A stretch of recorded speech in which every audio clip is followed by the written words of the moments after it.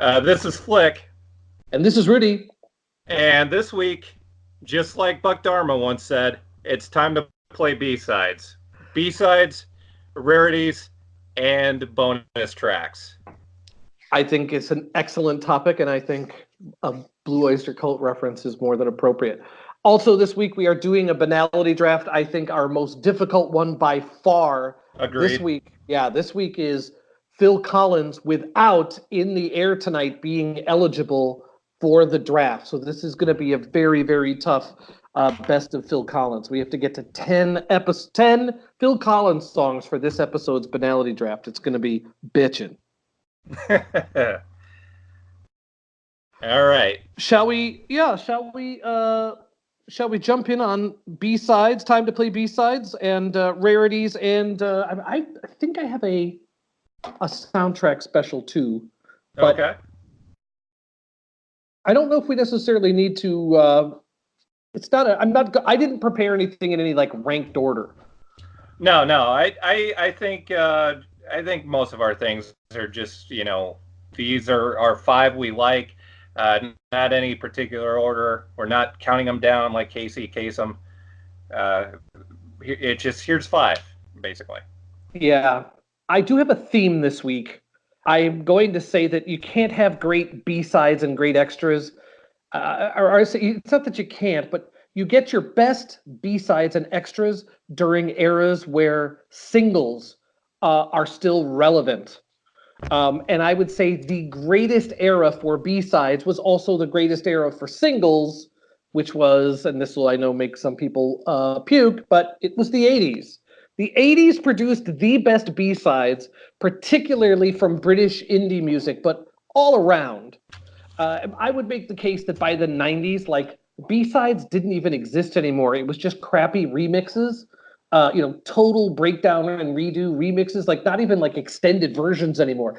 There were some great extended versions, some great rarities that were like dance mixes of that old extended dance mix variety, but by like the 90s, I think it was mostly crap. So I went all 80s for my top five, or for my five B-sides this week.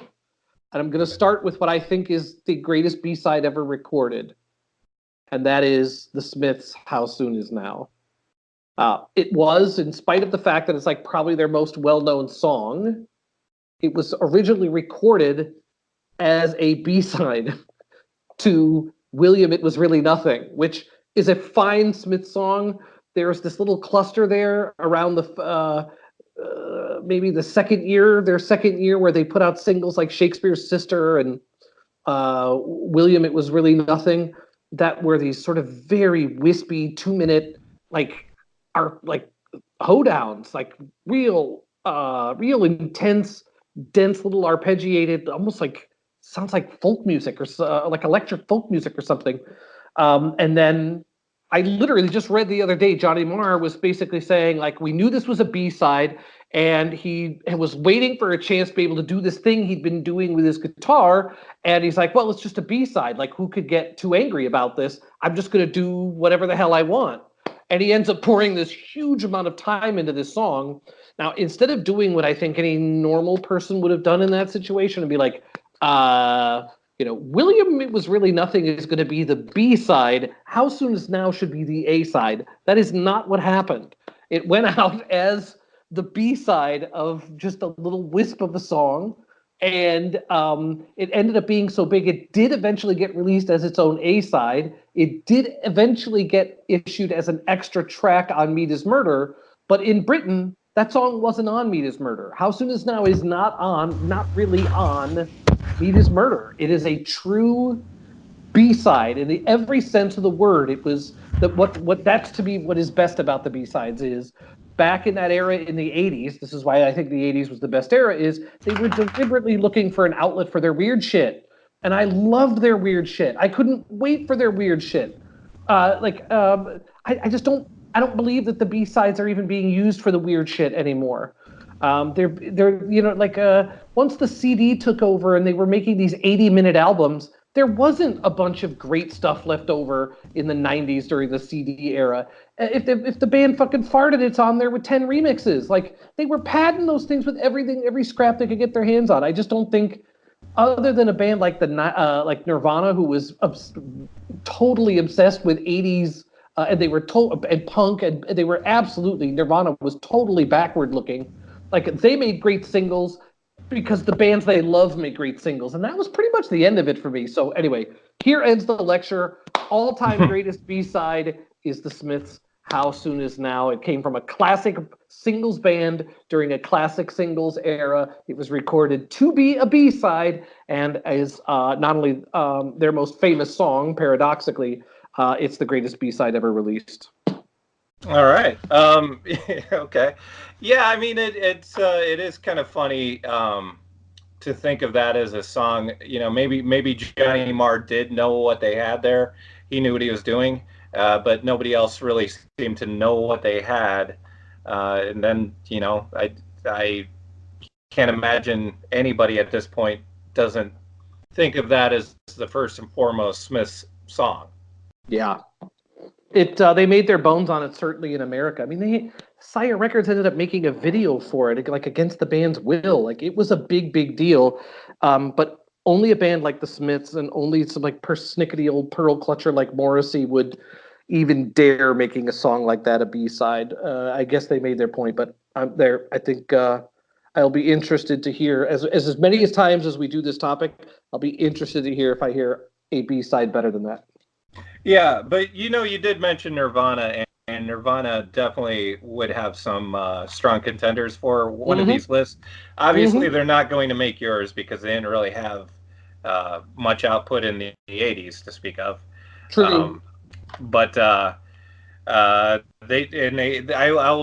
spoiler alert, they did not make my list this time. Excuse me, this time, but perhaps down the road. I mean, they definitely have some that come to mind right off the top of my head. You know what? Yeah, you're right. I might call an audible here and do a Nirvana. We'll see.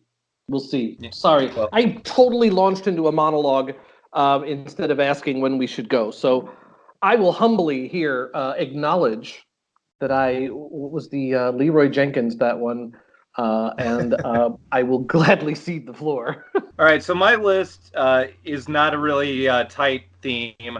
It's just my favorites, and it's not all of my favorites. There are tons more that I could put into this list. It's just five that I'm going with for this time around, and you know, some of my favorite bands and their B-sides. And so this is kind of putting more of a fine point on it, though, not too fine of a point, but you know, honing in on it a little bit. These are songs that I think would have made the albums that they were intended for better, even better than they already were, even though they're already great. But still not the tightest theme that I've ever come up with for something. No, but that's a totally legit theme for B-sides. Yeah.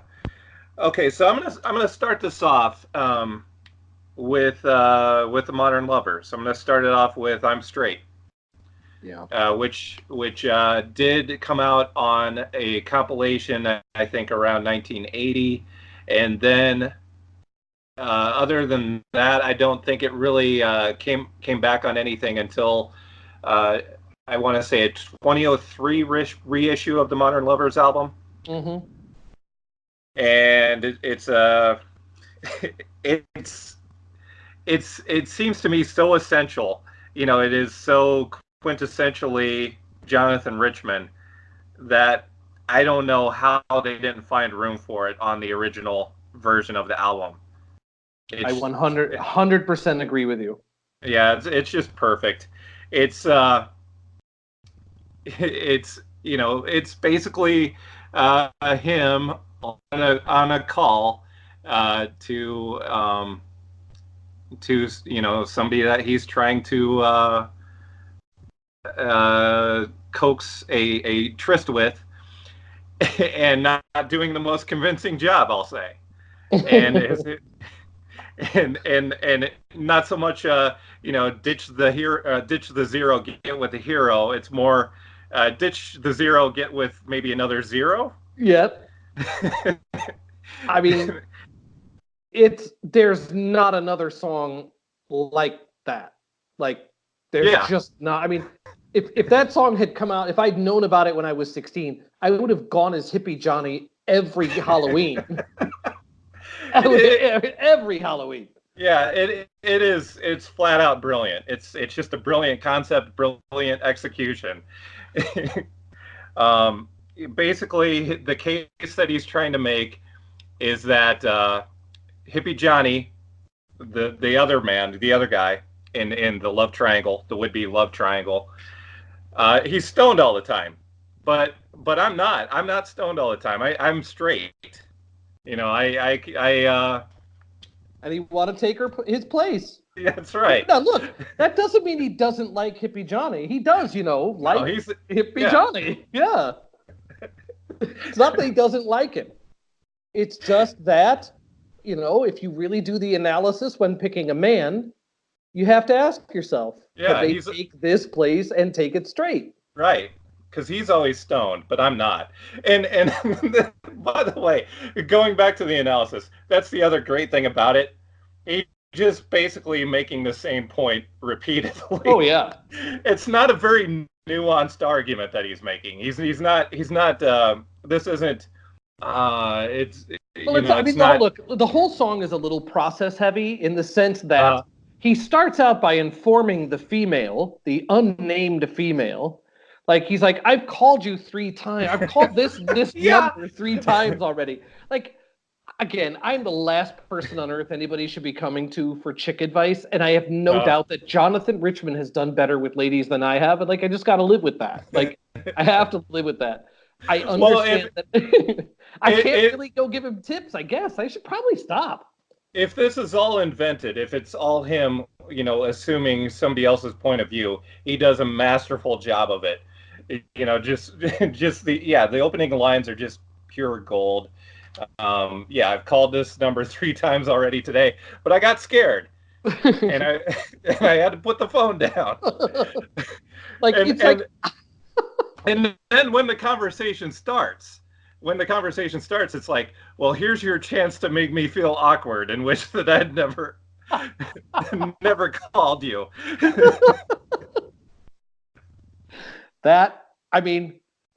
I think he would be offended if you called him emo, but he really is where emo comes from, really.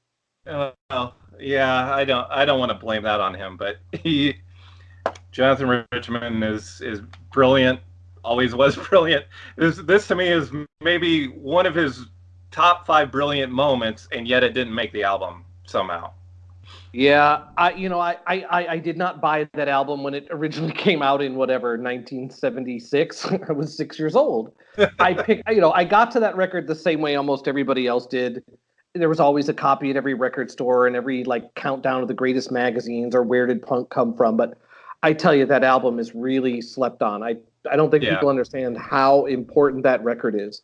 Yeah, I don't want to detract from what the album is by talking, saying this song should have made it. I'm saying though, this song should have made it because it is one of his best ever, I think, and somehow it got left off of the album. What's amazing too, I just have to go back to it because I think this bears repeat discussion. How did he convince his band to deliver the background vocals with a straight face? Because I know enough about Jerry Harrison and the dude who ended up in the Cars. Like they were straight in the sense that they were heterosexual, but they were definitely not straight edge. They were definitely not sober, and they were definitely looking to sport fuck. Like, how do you get your backup band to just so convincingly be like, I'm straight? Like, it's literally like, it's like yelled by the Greek chorus. And it's totally not true. How did he get this band to do that? Well, I don't know that they were doing it with so much of a straight face. If you listen to it, it's I think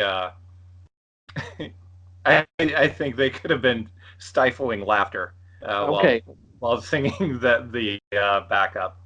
You know what? Someday we need to figure out a way to get in and have a deep immersion on Jonathan Richman, because the thing, is the title "Modern Lovers" ironic or not? That's an essential question for me. Sorry. Is that ironic or not? he certainly stressed the fact that he loved the modern world, and back That's back true. That's true. back back in the day when I actually used Twitter, which was when I think we're going back like 8 years. One tweet I did have was a list of the things that Jonathan Richman loves, and one is Massachusetts. That's the number one. Mm-hmm. Uh, Parents. He loves he loves parents. yeah, he loves the modern world. He loves rock and roll. That's true. Well, he's in love with rock and roll. Well, yeah, but he loves rock and roll. I feel like I'm forgetting something that I had listed, but I believe your choice of "I'm Straight" is excellent. It is absolute top form in the within the confines of B-sides, rarities, extras, box set goodies, that kind of thing. That was definitely up there. Uh, thank you.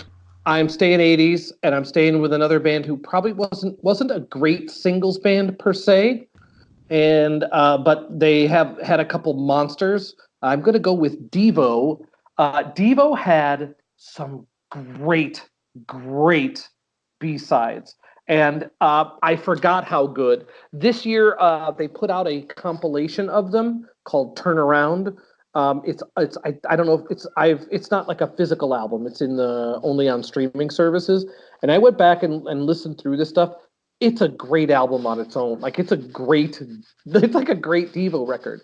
And I think, like we could talk about Nirvana's B-sides because they were great, but one of the best things they did for B-sides and Rarities was they recorded a cover of Turnaround by Devo, which was a B-side itself. So that's about as meta as you can get, is recording a B-side of someone else's B-side.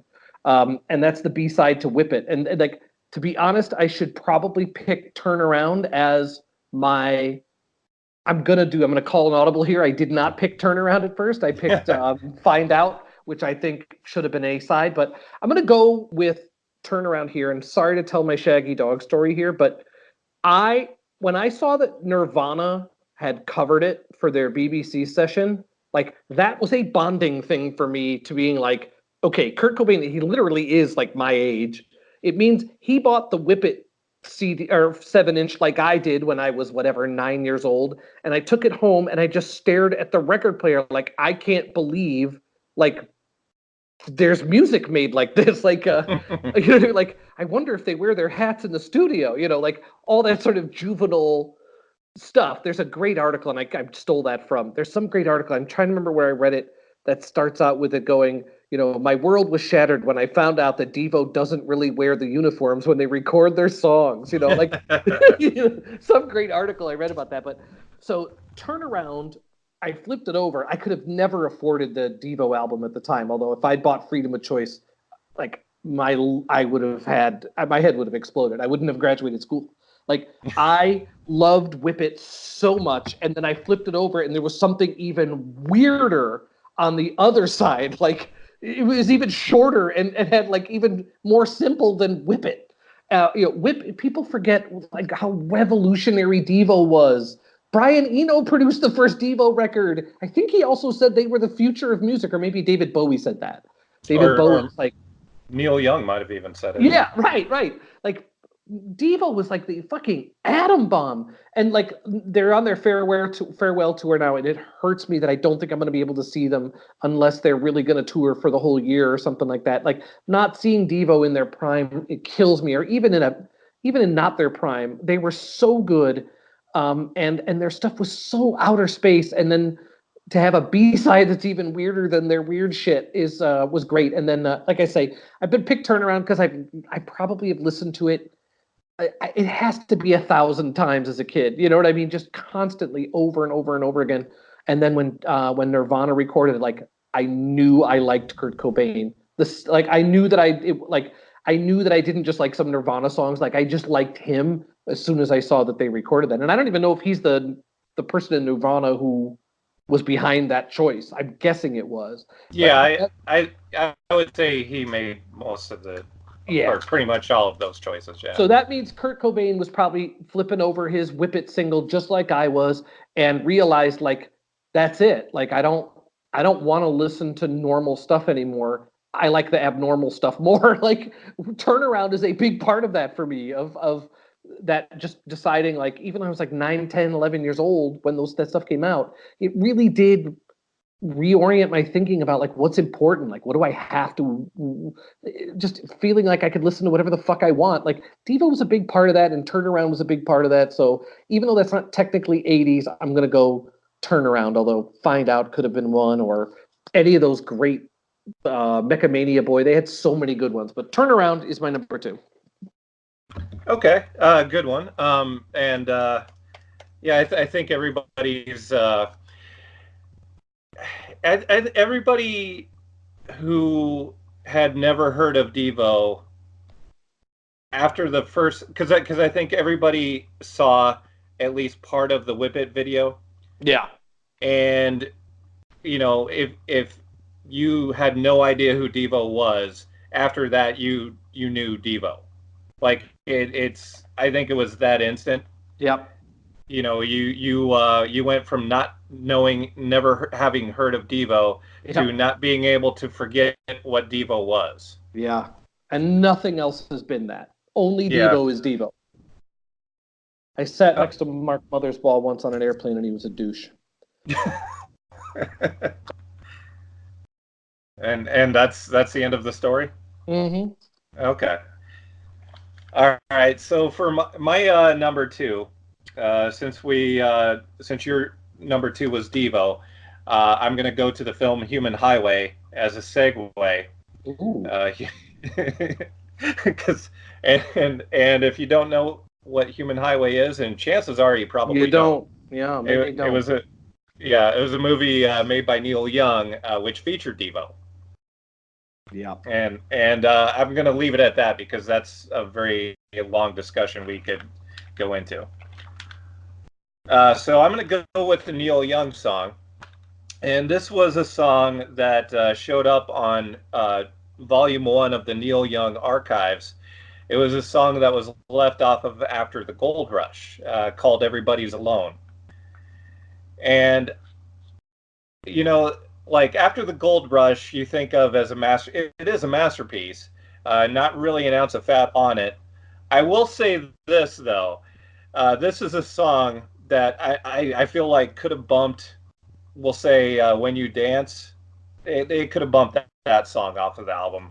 Wow, that is a bold statement, sir, but one that can be defended for sure. Yeah, because yeah, I think this would have made After the Gold Rush even better had it made it on there, and certainly if that would have been in a non-vinyl era, in a CD era where you could put more songs on an album, I think After the Gold Rush is even better with it. But we'll never know because it's never packaged that way. But I think a quintessential Neil Young song that most people don't know. It's been rare that he's ever dusted it off for a live set. I think maybe a couple of times in the '90s he went back to it. But it's a pretty rare song and a rare jam, I would say. Yeah, we probably could do we could probably do a whole show of just Neil, time to play B-sides, rarities, et cetera, et cetera, compilation only tracks, stuff like that. You could do a whole show Mm-hmm. of him easy. Yeah, yeah. At some point, we'll have to explore Time to Play Yeah, B-sides as one artist. yeah. Neil would be one of the easiest ones to pull off for sure. Wow, you're 2 for 2 in my humble estimation. I'm gonna go with one that I just don't think there's any. This is just me. I had to, what? This is, I'm feeling conflicted. I had to show somebody a picture of how I dressed in high school today, and I had the like Ian McCulloch, the Echo and the Bunnyman haircut. I was not like a goth. You didn't have to be a goth to like stuff like Echo and the Bunnymen or Susie and the Banshees. Like I dug that stuff. The best of that era, though, was The Cure. The Cure always had just like great B-sides always, and They are, I think, responsible for the greatest collection of B-sides ever made, which is the and again, this is a bit of just. I have to admit, I was a Cure completist as a young man, and standing on a beach, staring at the sea. They made a greatest hits compilation where each format actually had a different lineup. So the shortest number of greatest hits was on the vinyl. The middle was the CD, and then the longest playing time total was the cassette, which had all the A sides on one side and all the B sides on the other. So you could only get the compilation of Cure B sides on a cassette. They actually did it with a live album too, where only the cassette had like a compilation of a whole other like class of rarities of theirs. So Staring at the Sea to me is the greatest B-side collection there ever was, the cassette of the Cure's greatest hits. And right in the middle, like the turd in the punch bowl to me was A Few Hours After This, which is, it's like, I personally love that song. To me, that is like all the sort of overblown all of the excesses of the Cure in the mid 80s. Like, you literally can't pack more Robert Smith excesses into a song than that. Like, it's this hilariously phony, like, symphonic arrangement. Like people, the world's great orchestras can't wait to accompany Robert Smith on a B-side. It's hilarious, but yet I love it. I just have a soft spot in my heart for it. There's no way I wasn't going to mention the Cure's B-side compilation. And I'd say that Head on the Door era B-sides are the ones I go back to most. I probably could pick another one, but I'm going with Few Hours of that after this just because it's such an anomaly for them. It's so over the top. And it's just to me like part of it's what made the sport of hunting down singles so rewarding, is when you buy an A side that everybody knows and everybody sort of hums along to, and then you flip it over and there's just some weird shit from outer space. I got more bang for the buck out of the Cure than most bands back then. Here ends the lecture. All right. Well, all right. So my number three. Again, we're not counting them down, but No. This is my third one. I'll just say. So another artist I think we could easily do a full show on for B-sides and rarities is Beck, and Beck had a ton of them just in the '90s alone, and I struggled with which one to include in this list. I even got it down to three that it was really tough to make my decision. I'm just gonna go with the first one that came to mind, and just go with that, and that is Feather in Your Cap, which originally was recorded for One Foot in the Grave and didn't make it on the album. Then he reworked it a bit, came up, I think, with better lyrics, so a bit more straightforward. I think if you go with the One Foot in the Grave, if you listen to the One Foot in the Grave version of Feather in Your Cap, and then go to the Odelay version, which is the version that's on my list, which was a B-side to New Pollution, you kind of see Beck developing or maturing as a songwriter. Where his lyrics are getting a bit more straightforward. He, he's still clever, but more straightforward, and taking out a bit of the jokiness, which wasn't necessarily a bad thing, but the growth here is considerable, and I think it makes this version of the song an essential Beck song, which didn't happen to make the cut. Yeah, this is another really good choice here, and actually just the fact that the song was a great B-side twice in totally different arrangements totally backs up. I mean, the songwriting is there and the performance is there in both instances, in my opinion. You couldn't have gone wrong with either one. I mean, Beck has so much rarity material out there. I think by far, if somebody were to try to, he's got to have at least 100 rarities or B-sides or compilation tracks or that kind of stuff. He's got to have at least 100, and I could think of a dozen that would make just a great album. You know what I mean? Like he's definitely the think of all the bands you've been a record hunter for. Like Beck B-sides are among the most rewarding first listens of anything. Yeah, yeah, yeah. He could have a B-side compilation. He could also have a bunch of expanded editions of his albums. Yeah. If they wanted to go that route, I would be a purchaser of either one of those. Yeah, he's got a lot of great stuff. We should. I think Beck is sort of getting lost to history. Like I don't think younger people are picking up on him, and you know what I mean. Like I don't know if he makes the canon of the next generations that They're come. not. They're not picking up what he's putting down. They are definitely not picking up what he's putting down, which I find tragic. I think that's because he has such a wide variety of stuff. It's hard to imagine that there's not like the fact that Loser is what people are going to remember him for, I guess makes sense, but on the other hand, doesn't. Yeah, that's interesting. Like I guess I think of it. I guess I don't often think about public perception, but you're right. Yeah, Beck is an immensely important artist to me. Yeah. And yeah, it is kind of amazing that not everybody necessarily thinks of him that way. I mean, not many people. He's also somebody who kind of, I don't know if I want to necessarily say reinvents himself, but it kind of is what he does. He does he is well. He's very much like Neil Young in that he can bounce from this version of Beck to that version of Beck, and Yep. it's always seamless. He always manages to do it and not lose you. Yeah. I think if you like Beck, you're on board for all of it.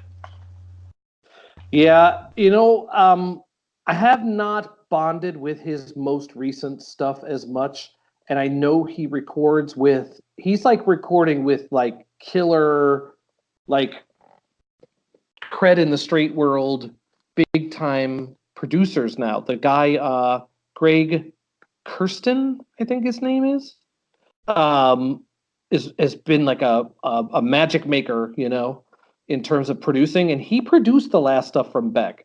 I don't know. It's a total sidebar we do not have time to get into, but I think we could do an episode, and we talked a little bit about it earlier, of 90s one-hit wonders. But that guy, Greg Kustrin, who's been producing all this recent Beck stuff, do you remember the band Geggy Ta, who had the song Whoever You Are? The All I Want to Do Is to Thank You, even though I don't know who you are. Do you remember that song? I don't. I'm blanking on that. Oh my gosh. I remember the name Perfect. Gaggy Ta, but I can't remember this song. All right. I'm putting it on this week. We're gonna on our Spotify.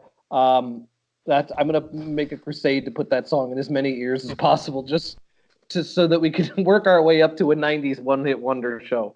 That's gonna be a magnificent, splendiferous episode. But anyway, I am again. You are batting 3 for 3 at this point. I totally respect, and agree with Feather in Your Cap.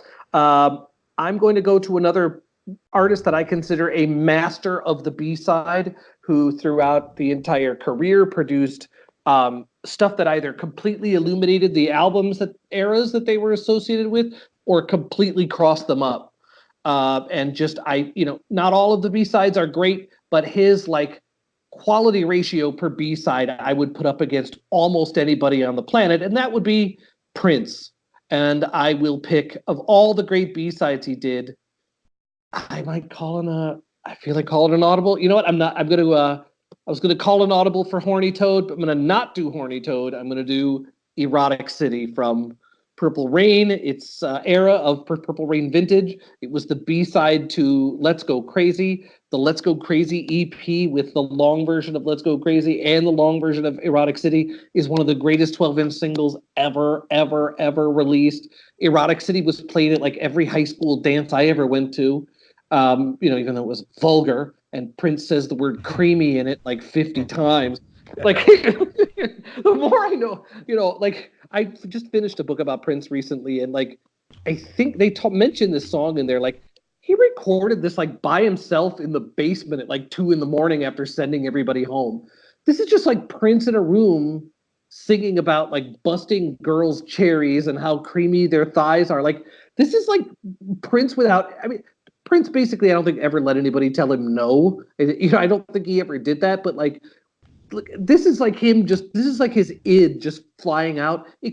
And I know Darling Nikki's on Purple Rain. This Right. song could not have been on Purple Rain soundtrack. It absolutely does not fit in any way, really. But at the same time, it's not even a little bit surprising it comes from those sessions. It's just that is Prince at the peak of his power.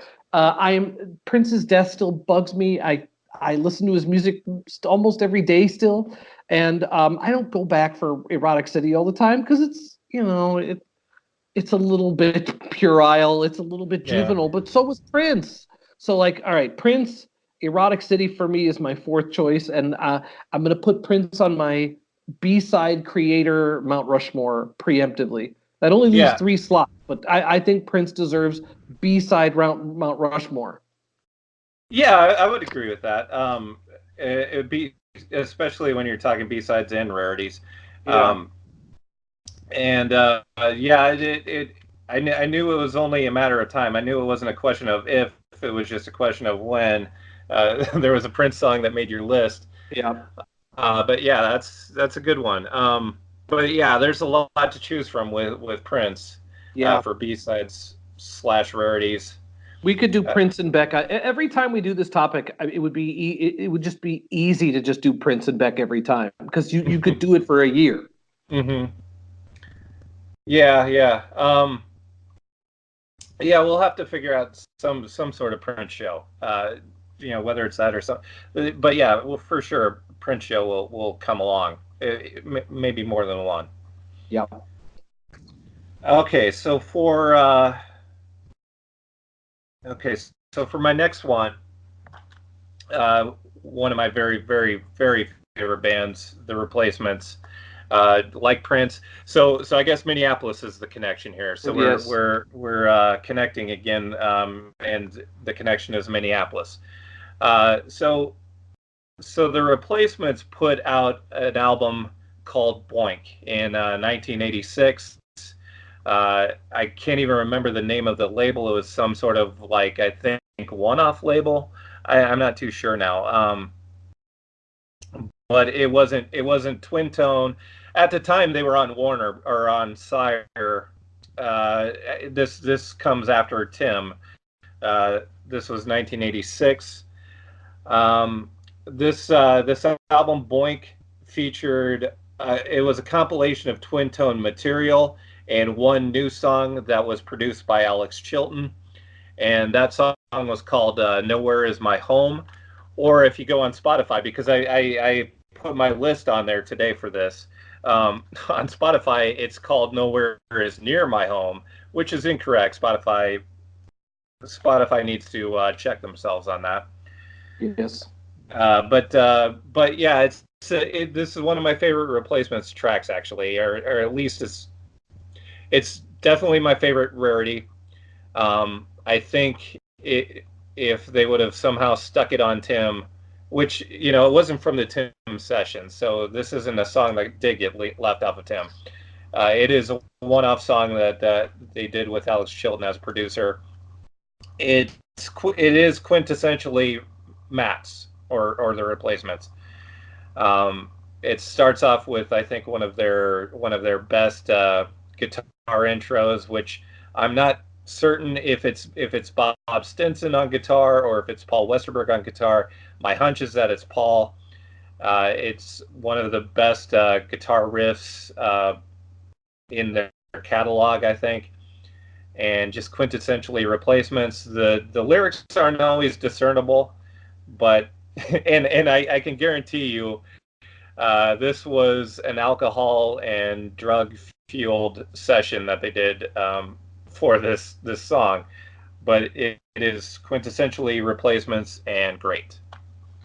Yeah, I do associate it with Tim because it's on the reissue, or it's on Yeah, it the is. Yeah. those reissues that came out. I mean, it's clearly that's any other band. Like, no, very few bands have songs like that sitting around that aren't. You know what I mean? That they have to even throw away. You know what I mean? Like, Yeah, it's well, and I'm sure it was a very slapped together thing, but still great nonetheless. yeah, they were at the peak of their powers then, though. You know what I mean? Hmm. Like that. You know more about them than I do, but like between Let It Be and Tim and Pleased to Meet Me, like that's the that's their zenith, isn't it? Yeah, yeah, yeah. I'd go back to Hootenanny. I'd start with Hootenanny through Pleased to Meet Me. Oh, Yeah. and Sorry Ma, forgot to take out the trash is great too. Stink, I think, is a bit of a step back, and that is in between there. That is in between Sorry Ma and Hootenanny. Um, if you remove Stink from there, which also does have Kids Don't Follow, which is great, but the rest of the album not so great. The rest of the EP is not so great. Um, yeah, I mean, you really could go all the way from the beginning to Pleased to Meet Me through Pleased to Meet Me, and it's just great. Yeah. The replacements have more than that for good rarities. They actually have quite a few good rarities. I know we Hmm. can't just. They also have like lots of different arrangements of stuff, which I would count. Like that's fair game. I think you could go and Yeah, it's say, fair game. I like the Can't Hardly Wait from Tim. Like the fact that they had that and decided that wasn't good enough is just bizarre to me. That is bizarre, and there's a lot to that. And I don't think everybody was too happy about that getting left off. Well, he knew he had something. Like at least he didn't give up on it like Springsteen would have. I did not pick any Springsteen. Springsteen is another B-side master, and he's had probably huge hits with B-sides. Not Hmm. everybody does, but I'm not going with him. I got to go. My final pick is, I think, another band who just never really had bad B-sides, and also their B-side compilation would be a great album on its own. Is the Pixies, and I am picking the Wave of Mutilation UK Surf, which I believe was on an EP of from Doolittle, like Here Comes Your Man or Monkey Goes to Heaven. I can't remember which one. It's one of those two. Wave of Mutilation UK Surf is better than the version of Wave of Mutilation that got put on the album. It's way better. They used to do both versions in concert too. They probably still do. I Yeah, mean, I don't know if they still do, but yeah, if they do one, it is going to be the UK Surf. Um, I will say I like both. I don't really I don't have some kind of inner debate about which one is better. I remember the first time I uh, heard UK Surf. Like I already loved the song as it was on the album, but heard the UK Surf one, and I'm like, well, that is great as well. Like it was just a matter of these are both great. I didn't necessarily think, well, would they top that? It's just a matter of it's like finding out the same song is somehow a completely different song. yeah. Uh, the Pixies' complete B sides, I would put up there. Um, it's as good as any Frank Black solo record. I'll say that. And Oh. I think it's better than any of the last three Pixies records. I'll say that. Okay, well, as far as as far as those albums go, there are some great Frank Black albums, and Yeah. we will have to explore that at some point. You're probably right about the last three Pixies albums. You shouldn't sleep on the Frank Black solo catalog, though. I There's some don't. really I don't. really great I stuff. don't. But he also his ability. First of all, a lot of the great records he has under either Black Francis or Frank Black, like it was the Purple record, like the original Pixies demos and stuff. Like I have to say that is his best solo stuff. Is still the Pixies stuff.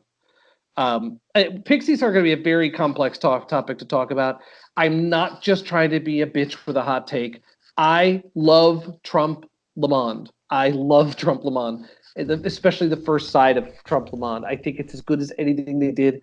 I'm just get defensive about the Pixies. I just no one agrees with me. Damn it. Well, I mean, there's a reason nobody agrees with you, and it's Oh, not. come It, on. okay, so it's not that there's any sort of issue with Trump Lamont. It's just that you got Surfer Rosa, you got Doolittle. Yep. Those would be hard to beat by anybody's estimation. I don't know how. Yeah. It's just and then you have what's the one with Caribou? Bossa Nova. No, the one with Caribou, the one before Surfer Rosa. Oh, the Come On Pilgrim. Yeah, Come On Pilgrim. I lumped that in with Surfer Rosa. Like, yes, when they issued the CD that has Surfer Rosa and Come On Pilgrim together, there's nothing better than those two things in the single package. Mm-hmm. And Doolittle is great.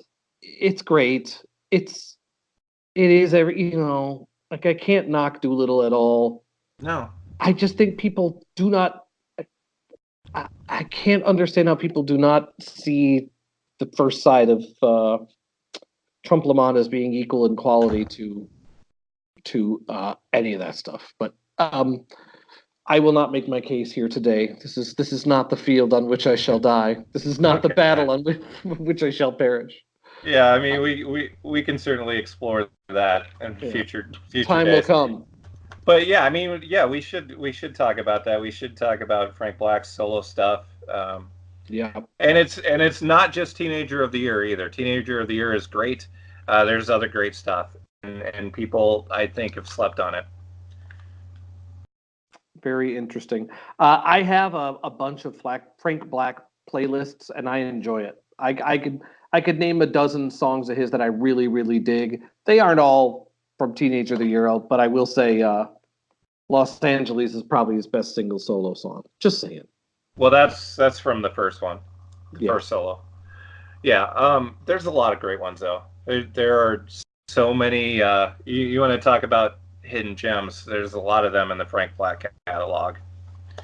And a lot of people I think would argue with me, but they also haven't listened to the record. So yeah, that's always how it is. Okay, well, my fifth pick. This is one of my. This might be one of my favorite songs. I don't know, how long my list of favorite songs is. This is as good as anything, and I'm gonna kind of this is kind of a bonus pick, because this is going to be a B-side, but also a bonus track, and they're not the same recording. So my final B-side is Chris Bell's "You and Your Sister," which was the B-side to "I Am the Cosmos," which was from sessions that he did that was intended for an album. The album was never going to come out. What did finally come out was a single, and so he had two songs from the sessions that came out as a single. "I Am the Cosmos" was the A-side. "You and Your Sister" was the B-side. And my bonus is that when the album finally came out, the album version of "I Am the Cosmos" came out on Ryko in I think 1992. It included some alternate takes, and there's an alternate take, the country version of "You and Your Sister," which is my favorite version of it. But that wasn't the version that was on the B-side, and it wasn't the version. It's not on the current version of I Am the Cosmos. Yeah, it is really. I think it would be tough to track it down now, but it's worth your while if you can do it. And you know what? Go on eBay, because you can find just about anything that's on CD right now and dirt cheap on eBay. Well worth it to pick up the Ryko version. You might have the deluxe version or versions of "I Am the Cosmos" that have come out in recent years, but worth your while to try and find the Ryko version of "I Am the Cosmos" so you can get the country version of "You and Your Sister." Just one of the most From the A side to the B side, I think just two of the most heartbreaking songs, ever recorded. And at some point, I think we should do a song or a show. I can't even speak anymore because I'm thinking about how this song gets to me.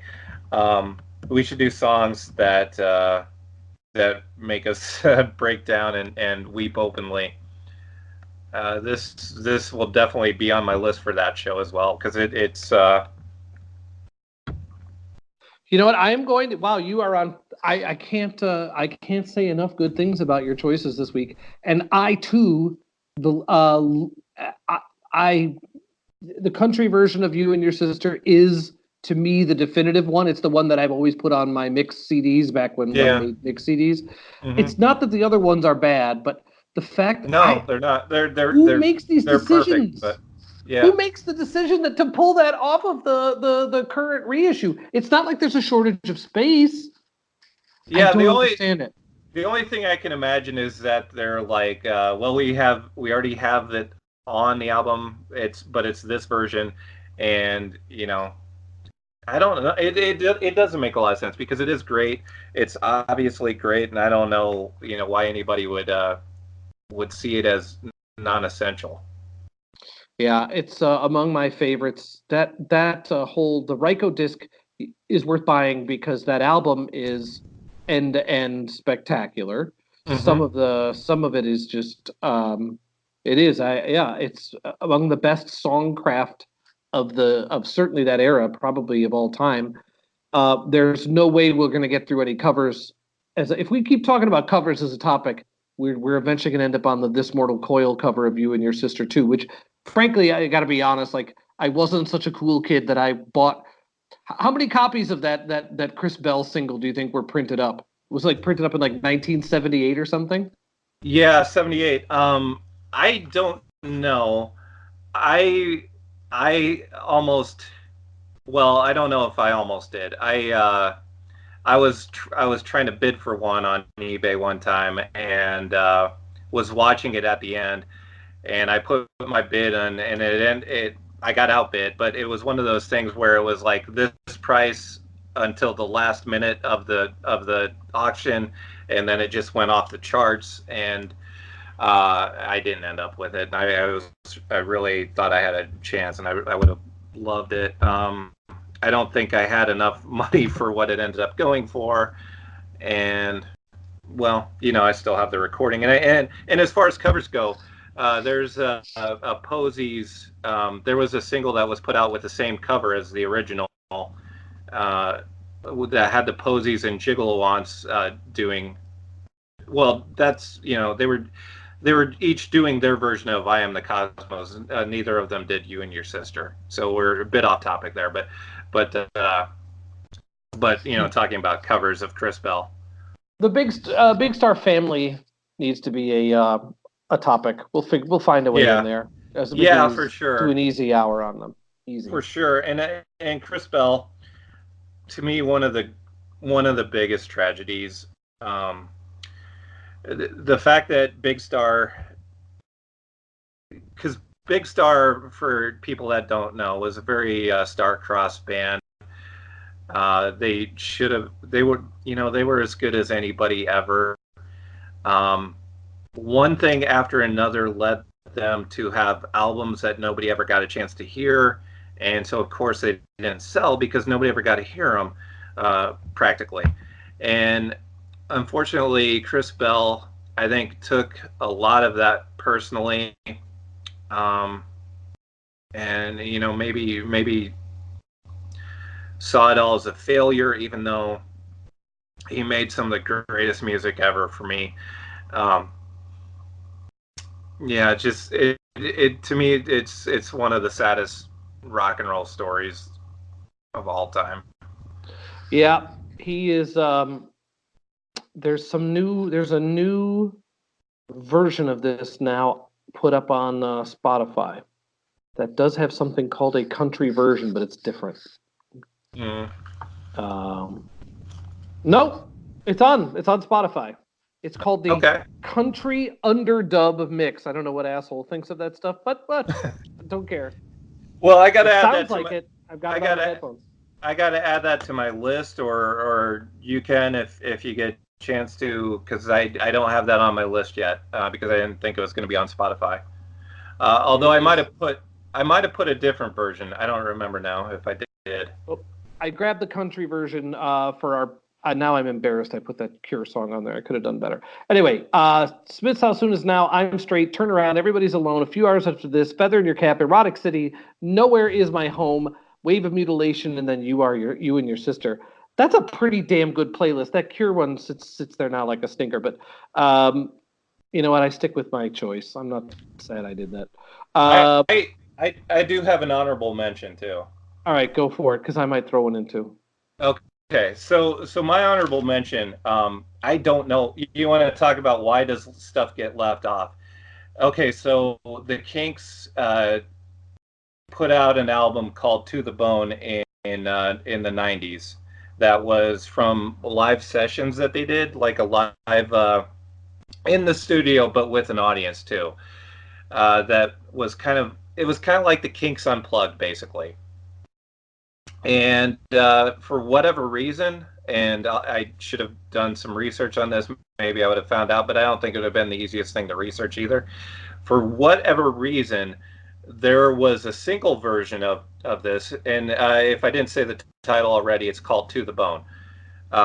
There was a single CD version of it and a double CD version of it, and strangely, there was a song that was on the single CD version of it that did not make it onto the onto the double CD version of it, and that happens to be Waterloo Sunset, which is, you know, another song that hits me, deep emotionally. That if we have a show where we explore that topic, this will also make my list. It's one of my favorite Kinks songs, and that's saying something because Kinks had a ton of great songs. Yep.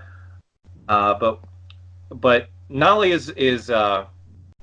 it is my favorite version of Waterloo Sunset. It is to me the best version of Waterloo Sunset that I've ever heard, and somehow it did not make it onto the double CD version. And I guess it didn't make my list because it was a live recording that I was like thinking, well, maybe at some point we'll do live recordings and it'll make my list for that. But I did want to mention that because it is very much a rarity because it made it onto the single CD version, but somebody made the choice to leave it off of the double. Who I don't know who makes these decisions, but Um, I don't want to meet them in a dark alley because I don't know what I would do. They have ruined more record store visits than I can think of. The Kinks have so many off-album classics. The fact that I mean, Days might be the greatest non-album A side that I can think of. yeah, well, that was more a thing of the era because back then. Maybe because of 45 sales, you have a lot of great A sides that aren't album tracks. The That's Beatles true. had tons of them. That is true. They had EPs too. They had like double Yeah. A sides. It's weird. Hey, little song called "Hey Jude." Across the Universe was like a. I mean, there are no Beatles rarities anymore, but there used to be. Mhm. Finding the original Wildlife Fund compilation with Across the Universe on it wasn't all that easy, even in its time. If you're going to take a bonus one, I'm going to take a bonus one.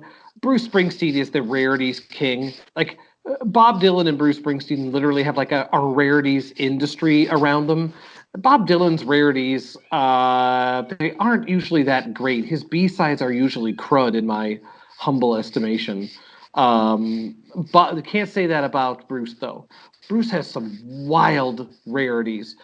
During the '80s, during Born in the USA, he had Arthur Baker do a bunch of disco dance version remixes. Like if you've never heard the dance remix of "Dancing in the Dark," go find it. It's not on Spotify. You're gonna have to look. And he made a dub version. So there are like these like 8-minute Arthur Baker dance remixes. Those are some screwed up rarities, but you can't. Bruce has certainly one of the most popular B-sides ever in Pink Cadillac. Like, I don't know who is sitting with him when he compiles albums, but like he was going to leave Dancing in the Dark off of Born in the USA. And now that the reissue industry around Bruce, you could realize he has whole albums of rarities, like stuff that most bands couldn't touch. Like he just like a song like Roulette, which is I think one of the ones that the Bruce fans were most desperate to hear from the can. Like it delivers. A lot of his stuff delivers. His B-sides were fantastic. The deluxe version of The River that came out a few years ago has tons of great stuff that was left off The River, and there we're talking about a double album. So he had all the stuff that did make it onto, again, a double album. And then, like probably a third album worth of great material that got left off. We probably could do just a Bruce Rarity show. Yeah. Pink Cadillac is his most popular, but he had a bunch of great ones in that era.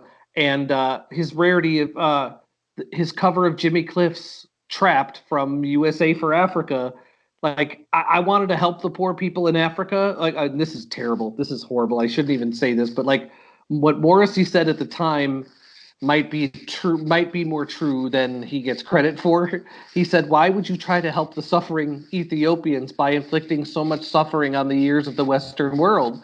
Do They Know It's Christmas is unlistenable dreck." And that's a perfect lead-in, by the way, for Phil Collins. Phil Collins' fingerprints are all over that stinking turd. And then the USA for Africa, the We Are the World, like that has not aged well for lots of reasons. Go ahead. You know what? I'm going to argue this point because, a few years ago, AV Club put out, you know how they do AV Undercover? You familiar with that? Oh, yeah. So they did Christmas songs, and Badly Drawn Boy covered Do They Know It's Christmas? And I thought it was pretty good. Okay, that does not nullify the fact that, like, do they know it's Christmas? Like, what, and there won't be snow in Africa at Christmas time? Why would one assume that below the southern hemisphere there'd be snow at Christmas time? Like, the song makes no sense. It assumes that everybody in Africa is Christian and everybody in Ethiopia is Christian. Like, it just doesn't. I don't think there's any way to defend it. Like maybe the money, but the USA for Africa album of all the worst charity albums ever made, you have to have USA for Africa up there. But Bruce's version of Trapped by Jimmy Cliff on that is fucking amazing, and I think it's his best rarity.